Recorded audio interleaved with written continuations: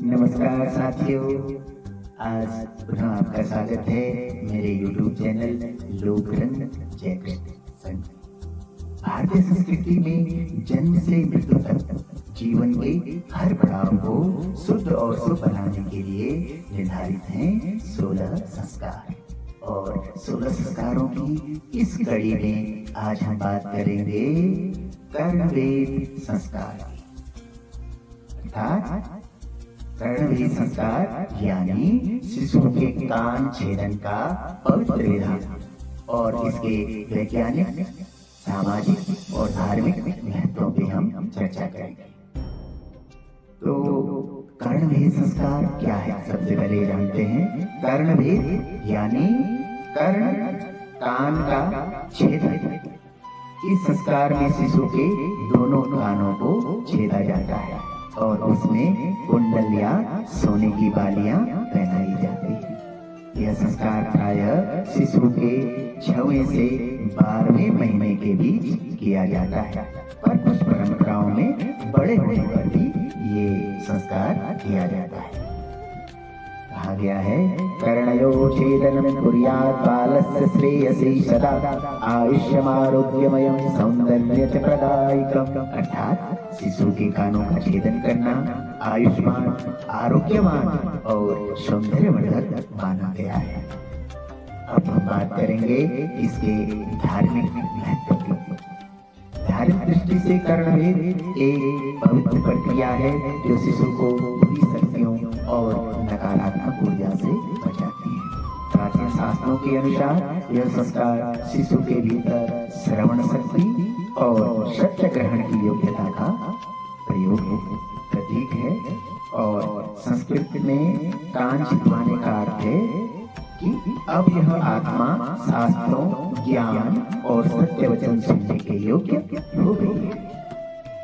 श्रवणं धर्मस्य मूलं सत्यं श्रवणात् प्रवर्तते कर्णवेदेन शिशुं कुर्यात् धर्ममार्गे प्रतिष्ठितम्।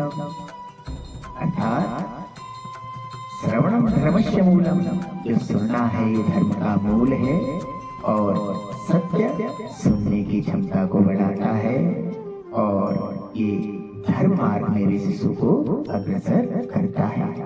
वैज्ञानिक दृष्टिकोण जानते हैं, कर्णवेद संस्कार केवल आध्यात्मिक ही नहीं बल्कि वैज्ञानिक रूप से भी अत्यंत लाभकारी है। आयुर्वेद के अनुसार कान के मर्म बिंदु एक्यूप्रेशर पॉइंट शरीर की कई प्रमुख नसों से जुड़े होते हैं। तो जब ये बिंदु छिले जाते हैं तो मस्तिष्क की ऊर्जा संतुलित होती है। नंबर 1, आंखों की रोशनी बेहतर होती है, रोग प्रतिरोधक क्षमता बढ़ती है, बच्चों में बौद्धिक विकास तीव्र होता है। तो आधुनिक विज्ञान भी स्वीकार करता है कि कान छेदना एक्यूपंक्चर तकनीकी से जुड़ा हुआ है जो शारीरिक संतुलन में सहायक होता है। अब इसकी विधि के बारे में जान लेते हैं।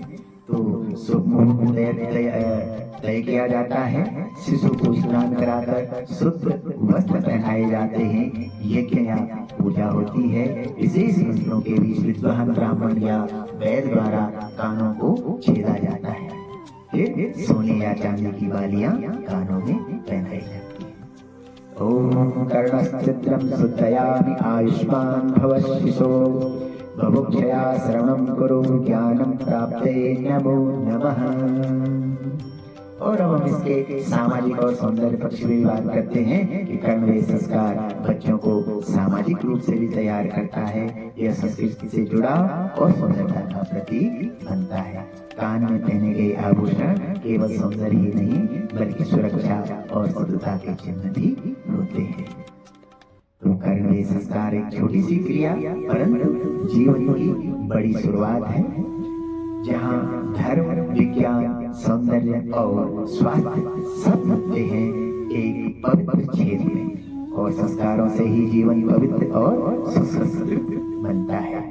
तो हम सभी चाहते हैं कि हमारा बच्चा संस्कारी बने, अच्छे संस्कार उसमें उत्पन्न हो। तो अगर आपको ये जानकारी उपयोगी लगी हो तो वीडियो को लाइक करें, शेयर करें और इस सांस्कृतिक धरोहर की को अगली पीढ़ी तक पहुंचाने के लिए शेयर जरूर करें। संस्कारों से ही सुसंस्कृत समाज बनता है। जय श्री सीताराम, जय माता दी। धन्यवाद।